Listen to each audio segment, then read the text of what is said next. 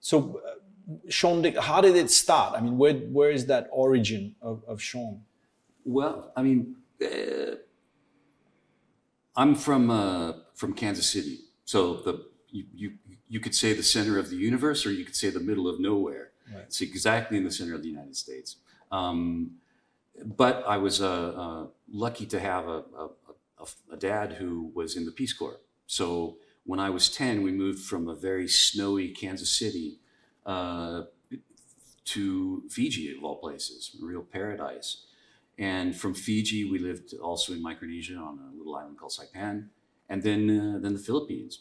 And after all of that experience, when we returned to the States, we ended up in Arizona for a while and then to California.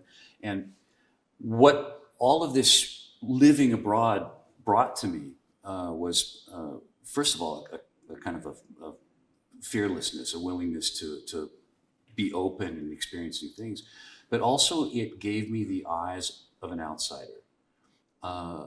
As a kind of perpetual foreigner, everything was new and interesting to me, and I kind of picked up on things that I think a local person wouldn't necessarily notice. Something like a cultural blind spot, things that, you know, as if I had stayed in just one place, so many things would just be part of my background and I wouldn't notice. But it taught me to notice things, and I think that made me more observant and curious about people. You know, what they do, how they do it, why they do it, how you can guide them in different directions, how you can shape their experience. All of that, I think, comes from this start as a Peace Corps brat. So now the studio, right? I mean, like what are you working on right now, and what are you doing at the moment? Well, I have a very small office in Milan and a larger office in Hong Kong, and I go back and forth between the two. Everyone on my team is from somewhere else, so it's a very international, very mixed group of people, and they of course all bring their own cultural perspectives to each project that we do. We have mostly hospitality projects, but we do have some luxury retail. We have some residential stuff, but I'd say 90+% of what we do is hospitality, and that's my sweet spot. That's where I'm happiest. And so when you so the big question I have for you here is, how do you start a project? I mean, what's the process? Well, I think the fundamental first step is so obvious, but it seems like it often gets lost, and it's communication. It's about learning. It's about understanding. You know, we're working with a client that for each project that has objectives, right? Where they have a story to tell, and where I see my role is helping them tell that story. How can we build an experience around this story that they want to tell? And the story can be very simple. It doesn't have to be a complicated one. In fact, the simpler ones are the better ones. But so we spend a lot of time, as much as possible, in dialogue with the client. You know, trying to understand better what they want, what they need, where they want to go with it. So that's a fundamental first step. And from there, I go to notes and lists. I make lists and write down ideas. I do not draw. I don't draw, and I don't look at anything. I don't want to see anything that is possibly relevant to the project at that early stage. I think a lot of designers go straight to researching images. They look at what other designers have done. Oh, we're doing an Italian restaurant. Okay, let's look at a bunch of Italian restaurants. No, I don't do that, and I actively avoid it. I think the less you pollute your mind with images at an early stage in a project, the better and more unique that project is going to be, because you're working on clarity. You're refining your ideas. What is the story I want to tell? Outlining how I can start to tell that story. And then and only then do I start looking at, I go to original source materials. I have a massive library of books that I've collected for more than 30 years. Antique books, vintage books, contemporary books, monographs. But I go back to the earliest source materials that I have and use those as my starting point. Well, what did the masters do back in, whatever? How did they approach that challenge? And I tend to work with archetypes. If a kid draws a house, how do they draw it? They draw it with a peaked roof and a door, rectangular door, and a square window. I like that kind of approach to design, where you're distilling it down to its essence, to what really matters. So really looking at, not going for pictures straight away, but really looking at the story, like writing, like ideas, based on what the brief you've received. Exactly. So from that, then, once the ideas are clear in these lists and notes, then I start to take those and pull them together into how can I communicate those visually? How can I start to tell my story in a visual way? Now, again, the inspirations can be looking back at past masters. Often I look at art, contemporary art, modern art, things that, all design in some way is theft. The trick is to steal in a clever way, either stealing from a completely different typology of work, whether that be art or fashion or cinema. That could be where you steal those ideas and bring them together and create something new. And I love that discussion we had about Joe Baum, of that restaurateur extraordinaire in New York. And you draw inspiration from him also, or? Yeah, Joe Baum is one of my real heroes. He's less known than he should be. He was a real innovator,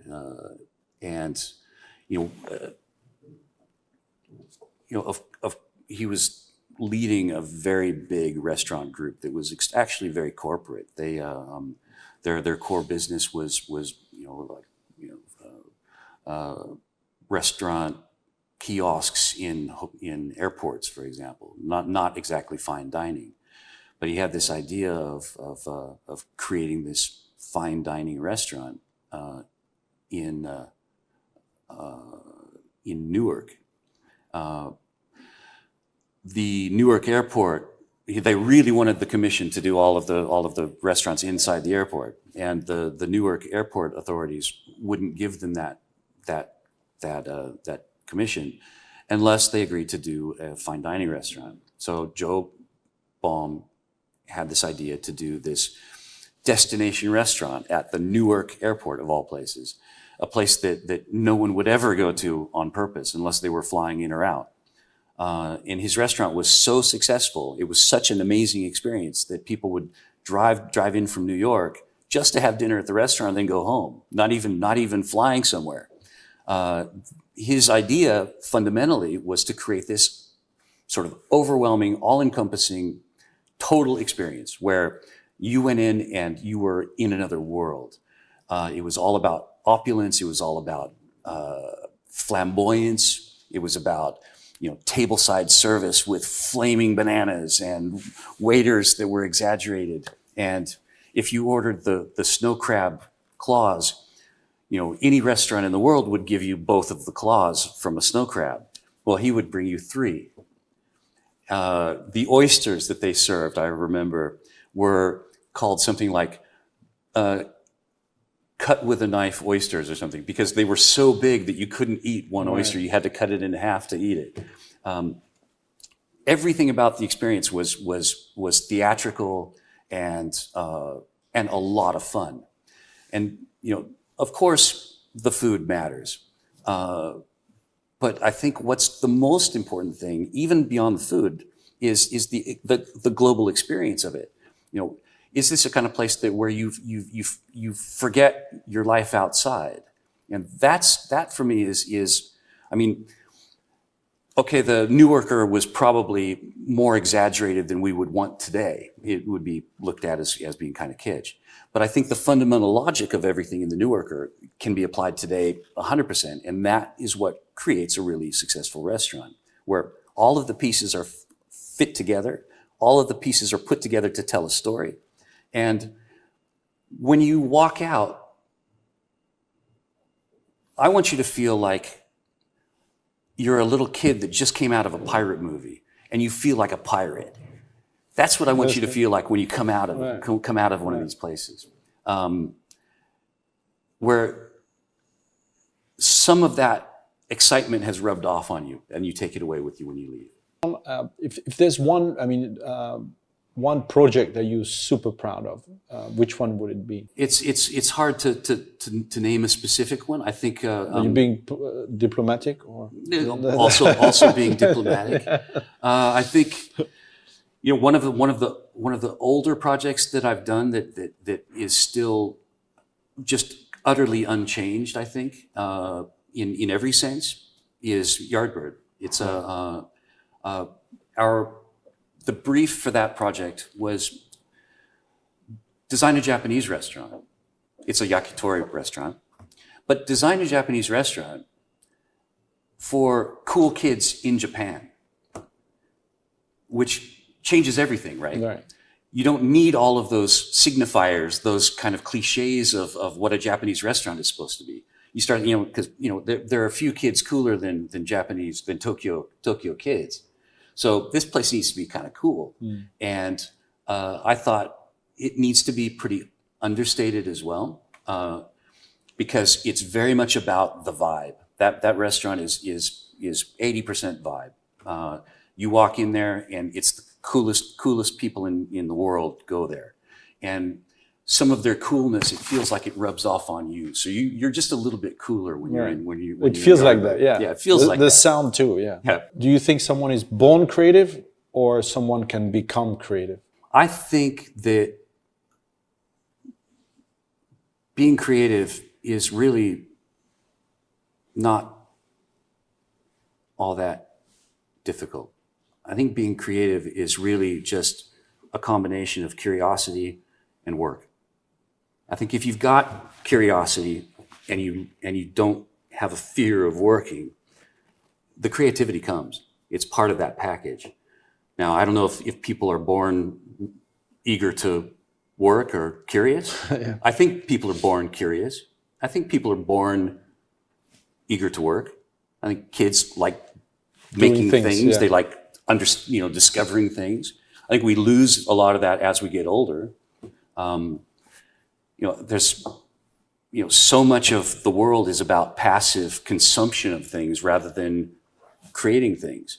There's a huge imbalance. A lot of people are happy to consume content. Right. Creating content seems to be perceived as an insurmountable challenge that is just not worth it. I'll just turn on the TV and watch. You've been in Hong Kong for 15 years? 16 plus. Yeah. What is one thing that Hong Kong taught you? I think Hong Kong has taught me, first of all, an ability to work very fast and efficiently. I think it's a great thing about Hong Kong that things move very quickly. Whenever I travel outside, I feel like I'm swimming through molasses compared to the energy of Hong Kong. I think also it's taught me the beauty of a much broader understanding of aesthetics. I think there are things here that when I first came kind of shocked me and I thought were ugly. And I understood over time that there's a tremendous amount of very kind of unusual aesthetic decisions made in Hong Kong that are actually really beautiful. You just have to be educated enough to understand that. One great example, I think, is the Hong Kong grannies. I think they have the coolest fashion sense of just about anybody in the world. And it's something that when I first saw it, I thought these sort of, everything's mismatched. Right. And but it all kind of comes together, and it is just the coolest thing. I think I'm surprised that it's not a bigger influence in the world of fashion. These cool Hong Kong grannies. That's maybe a trend coming up. But there's one thing I love in hospitality is, and what we do is emotion. And what emotion that you want the guest to have when you design your restaurant? When I can see Sean writing, starting the concept. What kind of emotion do you want? Do you have a technique for that, or it just comes up? It's one of the first questions that I always ask a client is, what is the vibe that we want to create here? What in essence, what is the emotion that we want to create? So I can't really answer that because it depends so much from project to project. Right. Because some projects you want it to be really loud and fun and hip hop and energetic, and we'll do a room where there's only high seating, so that when you're standing there having a drink at the bar and you turn around and you see your friend sitting over there eating, you can walk over and talk eye to eye at the same level. It encourages this kind of interaction within the space. So that kind of emotion, that kind of vibe, is utterly different from what I would do for a more refined Shanghainese restaurant, where the experience is more about calm and being sort of contained in a comfortable space where it's quiet, and you have your family around the rotating Lazy Susan, and that kind of experience, a fun kind of bar restaurant kind of experience. I don't know, a chain of cool rice noodle shops where the experience is more about efficiency and younger people coming in and having a quick dish and then leaving again.